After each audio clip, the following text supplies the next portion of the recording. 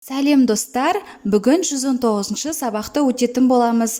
Каналымызға міндетті түрде подписаться батырмасын басып, жазылып алыңыздар. Сіздер үшін пайдалы басқа да сабақтар шығып отырады. Жыл бойы өткенді қайталау, мәтін және сөйлем. Бірінші жаттығу, мәтінді түсініп оқы. Біздің бәрімізде мерекені жақсы көреміз, оған дайындаламыз.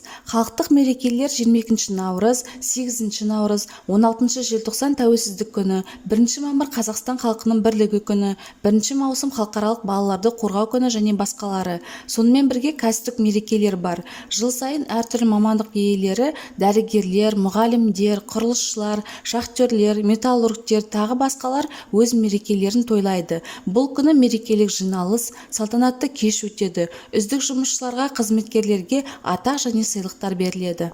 Мәтін мазмұнына сәйкес атты анықта. Кәсіптік мерекелер, халықтық мерекелер, мерекелер және мерекеде. Мәтін мазмұнына сәйкес мерекелер деген атауды беруге болады. Мәтіннің қай түрі?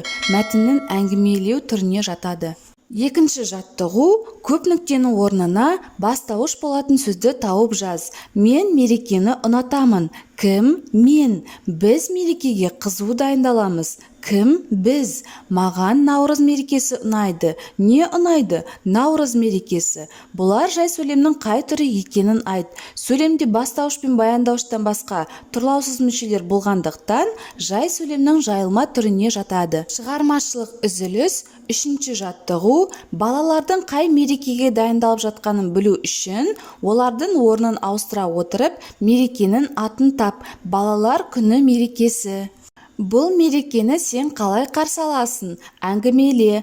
Балалар күні мерекесі 1 маусымда аталып өтіледі. Бұл күні туыс бауырлармен кездесіп, паркке барамыз. Ұйымдастырылатын концерттер көріп, жарыстарға қатысамыз. Балаларымызға түрлі тәттілер алып береміз. Табиғат аясында серуендеп көңіл көтереміз. 4-ші жаттығу, сөздердің ара жігін ажыратып, мақалды жаз. Бірлік бар жерде тірлік бар. Осымен біздің сабағымыз аяқталды. Каналымыз пайдалы болған болса, лайк басып тіркеліп қойыңыздар. Жаңа видеолар сізге бірінші болып көрінеді.